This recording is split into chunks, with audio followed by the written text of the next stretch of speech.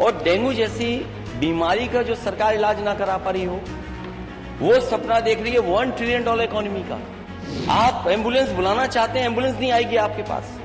और अगर अस्पताल पहुंच गए तो स्टेशन नहीं है, लोग अपने कंधों में गोदी में रख करके या परिवार के 2 सदस्य लेकर के जा रहे हैं। और जहां तक नेता प्रतिपक्ष के द्वारा ये कहा जाना कि साहब प्राइवेट हॉस्पिटल में, याद रखना डबल इंजन की सरकार है, ये केवल बोलती नहीं करके दिखाती भी है।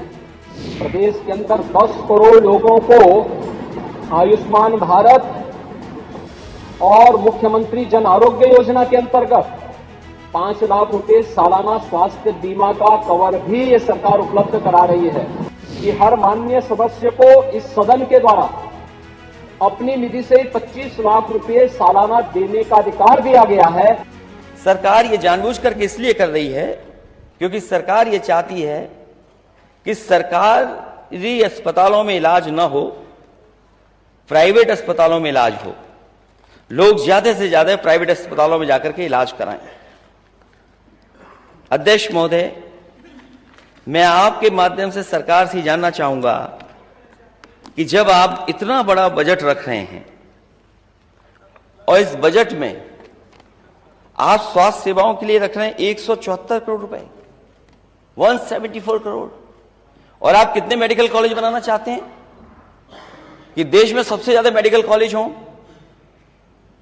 और मैंने अध्यक्ष महोदय कई बार इस सदन में कहा कि इस सरकार ने कोई भी एक जिला अस्पताल नहीं बनाया जिसमें गरीबों को पूरा इलाज मिल जाए, न नया बनाया, न पुराने अस्पतालों में सुधार किया। और उसका परिणाम यह है कि गरीब को मजबूरी में प्राइवेट अस्पतालों में जाना पड़ रहा है। मैंने जानकारी की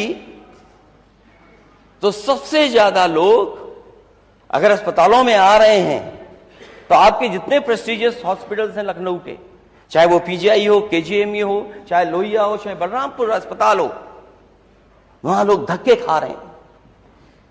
इलाज के लिए उन्हें इंतजार करना पड़ता है। दलाल खड़े हुए हैं इमरजेंसी पर, और वो दलाल जैसे ही मरीज आता है, दलाल लेकर के चला जाता है प्राइवेट अस्पतालों में। इस सरकार ने मंत्री जी की ड्यूटी लगाई कि देखिए कि अस्पताल में एडमिट हो रहे हैं कि नहीं हो रहे हैं। ये सच सरकार स्वीकार करे कि हां, मंत्रियों की ड्यूटी लगाई थी कि नहीं लगाई थी। अध्यक्ष महोदय, मैं अभी कहना चाहता हूं, सरकार का कोई भी नुमाइंदा किसी सरकारी अस्पताल में आज चला जाए, एक अस्पताल में सरकार चली जाए, एक अस्पताल में मैं खुद जाना चाहता हूं, देख के आइए क्या हालत है अस्पतालों की। आप बजट 174 करोड़ रुपए केवल, और ये नियत इनकी ये है कि ये अस्पतालों को पीपीपी मॉडल पे दे दिए जाएं। सरकार ये बताए कि क्या अस्पतालों को प्राइवेट पार्टनरशिप के तहत चलाना चाहते हैं कि नहीं चलाना चाहते हैं? क्या प्राइवेट लोगों का हस्तक्षेप बढ़ाना चाहते हैं कि नहीं बढ़ाना चाहते हैं? हालांकि मुझ पे तो लिमिटेड जानकारी है, लेकिन सरकार, क्योंकि इनके सरकार के लोग कहते कुछ हैं और करते कुछ और हैं, और वह पर्याप्त मात्रा में हर जनपद में आज के दिन पे उपलब्ध है। ब्लड सेपरेटर यूनिट, पहले होता क्या था कि हम होल ब्लड चढ़ाते थे। हर एक पेशेंट के होल ब्लड की आवश्यकता नहीं, खासतौर पर वायरल जनित कोई बीमारियां होती हैं जिसमें डेंगू है या बहुत सारे ऐसे वायरस आते हैं जो प्लेटलेट्स काउंट को कम करती हैं। उन स्थितियों में प्लेटलेट्स की अतिरिक्त आपूर्ति के लिए उस व्यक्ति को उसको बाहर से चढ़ानी पड़ती है।